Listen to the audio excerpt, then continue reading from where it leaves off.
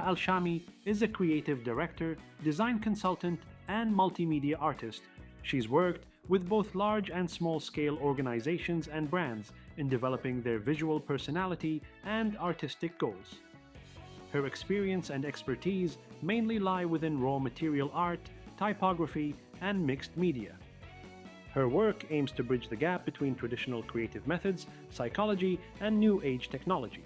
She's also a cultural researcher and educator, and has given several lectures across different international institutions about the integration of art, design, and technology within cultural raw art forms.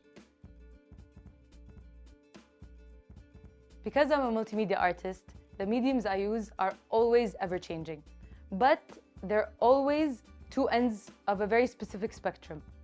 The first is something that goes really high-tech, design-forward, very graphic, very digital, and it's what I studied. The other end of the spectrum is something that's dear to my heart. It's a craft that comes from my culture specifically, which is Sedu. Sedu is an art form that was born out of the hands of a woman. That automatically attracted me to study it more and see what it has to offer. At first, it was just an interest. I was just reading about it. And then I got invited to be an artist in a program that was held by Sedu House, where they gathered 6 artists from very different disciplines and challenged them to incorporate Sedu with their art form. And this was the beginning of my journey. I took my first class in Sedu and fell in love ever since. It came so naturally. Even when the instructor was giving us the basics, I already drew it in my head and I knew that it was something I will pick up so easily. It's in my blood. My grandmother used to do it. My grandmother's sister used to do it. But unfortunately, I didn't have any on-hand experience. But because of the programming that exists in our cultural centers now, I started 5 years ago and never stopped. So at the residency, my instructor was Ustadha Masira Al-Anizi. She was the start of my journey. Her and a master weaver, her name was Mtera. She had done Sedu ever since she was a child, and to her, it wasn't even a mastery, it wasn't even a craft, it wasn't even an art form, it was her way of life. Seeing her weaving, seeing her in her natural form was all I ever wanted for myself in the future. The first thing I learned from Sedu wasn't actually the skill, it was the patience. People talk about the hard skills, people talk about how you actually do it. Anyone can learn the skill of it. Anyone can learn the 1, 2, 3 of anything. But understanding the patience that comes with it, the creativity that comes with what motifs you want to design with the colors, the ideology of moving a craft forward when it comes to tech and design, that all comes from within. So you can learn the craft as a skill, but to reform it, to make it move forward with our culture, with our technology, that is the hard part. Finishing my first piece is always going to be a memory that will live with me forever. Because the practice is a journey, so you start off with spreading the wool and the thread across the loom, and then creating the art piece, creating the motifs and weaving the actual piece together. And then there's the groundbreaking moment, at least for me, where you actually have to cut the piece off the loom. So once you cut it, it exists alone. It exists as its own entity. So it carries the stories with it, it carries the light with it, it carries the beauty with it, and it's like you're letting go of something you've created. So after I took my first class, I realized how deep this art form is. It's so complex. There's algebra involved, there's counting, there's designing, there's creating stories just within the motifs. So I knew this was just a start to a very long journey. Thankfully, the cultural centers here, Sedu House in particular, offers those classes. So I took all the levels from 1 to 5, and there are more, but when you finish the 5 levels, you get to say that you're a master weaver just because you've honed in on all the skills. So after taking my first class, I realized how complex the art form is. There's algebra, there's creativity in creating the stories, there's the actual hard skills that come with it. So once you start, you realize that there's only moving forward. I took the 5 levels that Sedu House offer in terms of understanding the skill. I graduated and I can officially call myself a master weaver. Then comes the cultural aspect, where you want to understand where it comes from, how did it start, and thankfully there are some books that give you that information and give you that theoretical element, but you just have to dig very deep.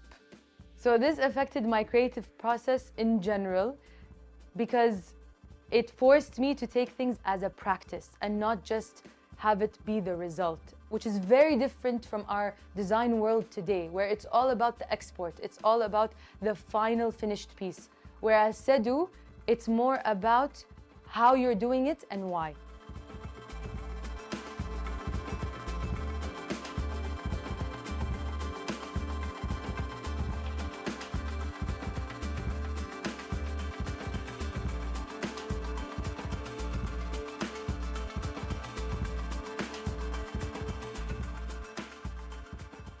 So I grew up in a very craftsy household, and that I mention in every conversation I have when it comes to art. My parents were very progressive when it comes to our forms of expression. We were always drawing, building stuff, and just creating things with our hands. So anything that I can do with my hands is something that brings me joy. One of the things I noticed that was around our household, and specifically my grandmother's house, was the Sedu pieces. I never knew that they were created by hand. I just knew I loved them. Growing up, I realized that these pieces were actually made by someone that was from my flesh and blood, my grandma. I remember that came as kind of a shock, but it was a turning point where I realized that something that can affect someone in such a beautiful way when it comes to art is something that I can do myself.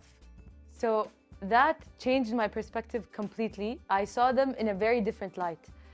They were artists and not only my grandmother and her sister.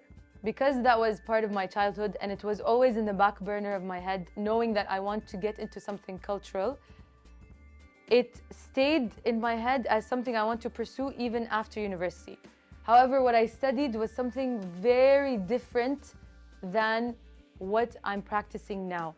I went to art school and I studied design, and I had a very well-rounded education when it came to understanding the art forms that exist in the world. This is where I delved into very different mediums, very different histories, and a lot of different cultures. After going to art school and studying design, I realized 2 things. One being that I now have an immense amount of knowledge about what the tech world can offer and what the digital world can offer and how we can implement that in our cultural crafts. But then the second realization was that the cultural crafts that I knew, the masteries and the art forms, were all from the West. I had an idea of what the world was interested in, but the world doesn't know about what's happening within our local regions. So it came as a sense of responsibility, kind of, where I felt the need to extract what I needed from my studies, from the knowledge I knew, but then merge it with something that only we know and that we can teach to the outside world. And that is where Sedu came into play. Being in the creative field and working in marketing, design, branding, and animation, I realized that these 2 very different worlds can actually be combined and create beautiful art forms. My skills when it comes to animation, design, and tech-forward art applications has actually helped me to create new art pieces that have Sedu involved. So in a way, even when I'm just experimenting with Sedu and have it be digital, that's already a step forward to reform the mastery and make it more relevant to our time.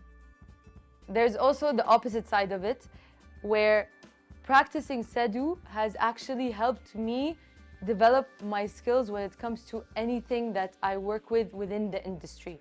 There's also another side to this where Sedu actually helped me become more successful with the projects that I work with when it comes to the high-tech creative industry in Kuwait. I realized that anything that is close to the heart, that's relatable, that's cultural, speaks more than anything that's just merely polished.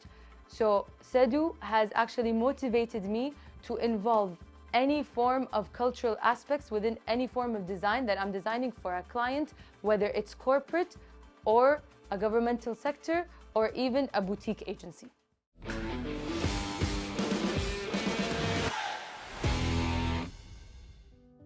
Sado weaving is an ancient and beautiful art form that holds a special place in the heart of Kuwait's rich cultural heritage. This traditional craft has been practiced for centuries by the Bedouin women of Kuwait, passing down from generation to generation, preserving not just the techniques, but also the stories and traditions of their people. At its core, Sado weaving is the intricate process of creating textiles using the wool of sheep, camels, and goats. The wool is spun into yarn and then woven on a ground loom, which is a simple but effective tool that allows the weaver to create stunning patterns. These patterns often feature geometric shapes and bold colors, each with its own meaning and symbolism. The red, black, and white colors commonly found in Sado textiles are more than just visually striking. They represent the desert landscape, the animals, and the way of life of the Bedouin people. The designs in Sado weaving are not random. They tell stories and convey messages. Each pattern is a reflection of the weaver's environment and experiences. For instance, the repeating diamond shapes might symbolize the eyes of the camels, essential companions in the desert. The zigzag patterns can represent the sand dunes that stretch across the vast Kuwaiti deserts. These designs are a way for the weavers to express their connection to their land and their lifestyle. Sado weaving is more than just an artistic endeavor. It is a communal activity that strengthens social bonds. Women gather to weave, share stories, sing traditional songs, and teach the younger generation the skills and knowledge needed to continue the craft. Sado weaving is not just about creating beautiful textiles, it is about preserving a way of life and a connection to the past. It is a celebration of the creativity, resilience, and cultural richness of the Kuwaiti people. As long as there are hands to weave and stories to tell, the art of Sado will continue to be a cherished part of Kuwait's heritage, embodying the spirit and history of its people.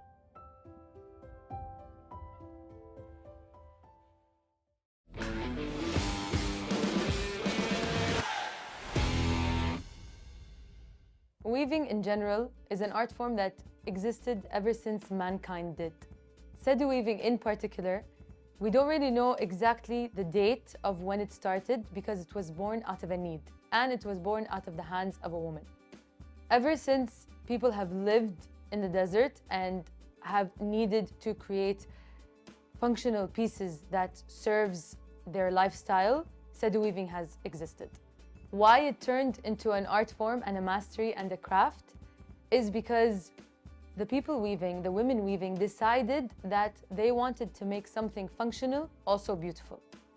It could have easily been that the Sado pieces were just black or just beige or just one dye of color. But they decided that this will now become their form of expression. So they started to get creative with it. Essentially, the woman is the first architect of her household. What does that mean? It means that when she's in the age of 6 or 7, she starts weaving. She learns it from her mother. She continues weaving up until she's at the age of 14, 15, where she's created a very big finished piece. What that piece is actually the house she's going to live in with her husband. From that, you get more functional pieces that they will need to sustain a lifestyle. Be it rugs, be it pillowcases, be it actual walls and separations that they needed within the tents. All of these functional pieces are pieces that were created and designed by the woman of the household. People don't really know the depth of the artistry. They don't really know how complex creating the material is actually. The weavers collect the wool from the sheep that they own. They cut the goat's hair to intertwine it with the actual piece. And they do this because they need the oil fibers from the goat's hair to actually be interwoven with the piece so that water doesn't pass through. So they're creating pieces that can be folded and rolled and actually serve the purpose of the nomadic lifestyle, but at the same time, it's eco-friendly and very much sustainable. They did science in a way that was so natural and so progressive, and they didn't even know it. The tools used to create the pieces are, in a way, complex but simple at the same time. They have to be made for them to be portable. So they're actually creating the loom every time that they settle in an area. They collect the wood and metal to create the form that acts as the loom in the front and the back, but it's actually not connected so that it's made to be portable. They then add more wooden pieces to this structure, depending on how big they want it or how complex they want the threading to be. With time, people have progressed, the women specifically, to learn how to naturally dye the actual wool and the goat's hair. They use natural dyes from spices and from flowers that they found in the desert and create beautiful colors that then serve the motifs and the designs that they want to create within the woven piece. So we notice that with time, there are more tools that are being added to this creative process. The most recent tool that I've been experimenting with is the digital world and the digital tools. We are now able to sketch out what motifs we want to design digitally and then implement them on the woven pieces. This is just a reminder of how complex the art form is, where the women that used to weave back in the day had all of this just in their heads. They'd create the piece, they'd design the motifs, they'd follow through with the actual weaving with all the prerequisite design thinking just in their heads.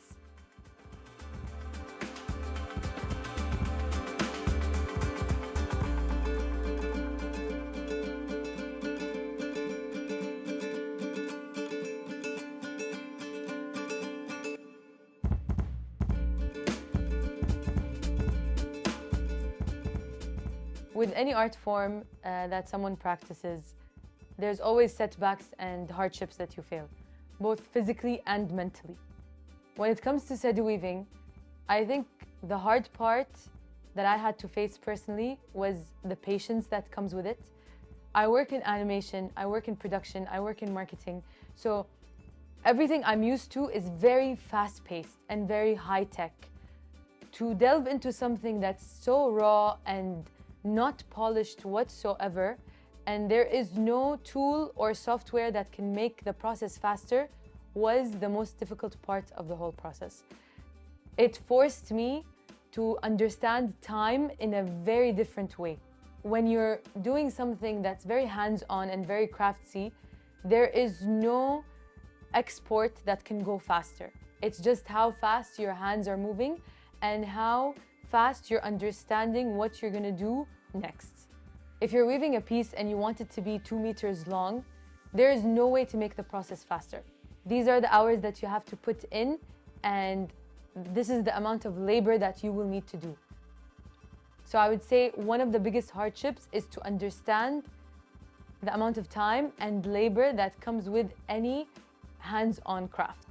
The second part is that it's not really a craft that's familiar to a lot of people, so more brains are better than one. When there are more brains working towards how to make a craft more relevant to the time or reform it in a technological way, it makes actually practicing the craft easier. So if you want to delve into Sadu weaving now, you'd have to manually look for the spaces that offer the classes or do the hard research yourself, which is one of the hardships that I faced getting into it in the beginning. This actually comes with a counterpart where there is a rewarding element. And that is that you're learning something that in a way is part of your culture and part of your history, and you are mastering a craft that you can later teach to younger generation and have it last. So creating that difference or that a change of perspective on how to understand our cultural crafts is very rewarding, especially to a younger generation. Any artist would agree that they want what they're doing to impact people's lives. And how you do that is that you want it to exist even when you don't. The challenge here is to actually try to intertwine Sedu weaving into our cultural norms. And what I mean by cultural norms is we want it to be part of our everyday rather than something that you exhibit when you want to talk about Kuwait's history. So the way to move it forward is to actually implement new ways of creating this craft and creating programming where this becomes more accessible to the people that want to get into it as a hobby. We need it to be more accessible in forms of research. If anyone wants to create any form of art piece that has Sedu be part of its research, and to trust it more when it comes to choosing it as a design aesthetic for any event, any product, or anything that people want to share with the world. Sedu weaving is a very intimate practice. It's very meditative and it's a form of expression for the artist. However, challenging that and actually collaborating with other artists and finding new ways to implement Sedu weaving in a collaborative art project would open up so many doors and actually make the art form progress in a very healthy way. You get to understand how a different artist sees this art form in a new light. You get to collaborate and create new ideas that you wouldn't have thought of alone. And you get to understand new mediums that another artist is specialized in and learn more. And even when you're later on doing your own projects, you get to use that knowledge that you've now sponged from that different artist. When doing any art form, I always take it as a practice rather than a goal or a result. However, I always think about what this is doing to my community, how I'm helping others, and what impact it's actually making. When it comes to Sedu, I see myself as a reminder to people that we have a history and it's complex and it needs to be done justice. So if I'm merely reminding someone of their heritage and actually making them proud of what art forms we own, that to me is impact enough.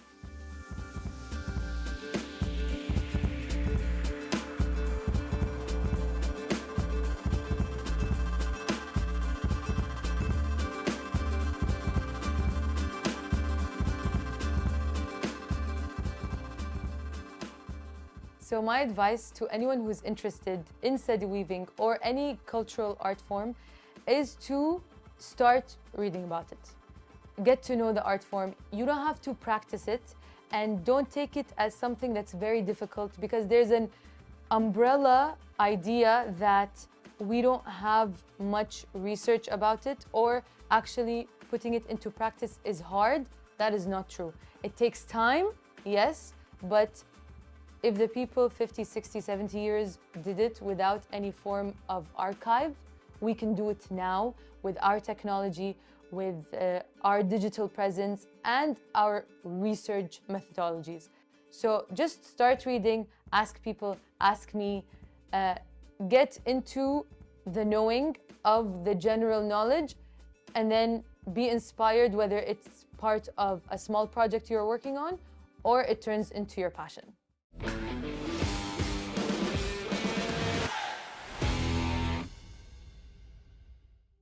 Let me take you on a journey to discover one of Kuwait's most treasured cultural landmarks, the Sadu House, a living museum that celebrates the artistry of Bedouin weaving and preserves the rich textile heritage of Kuwait.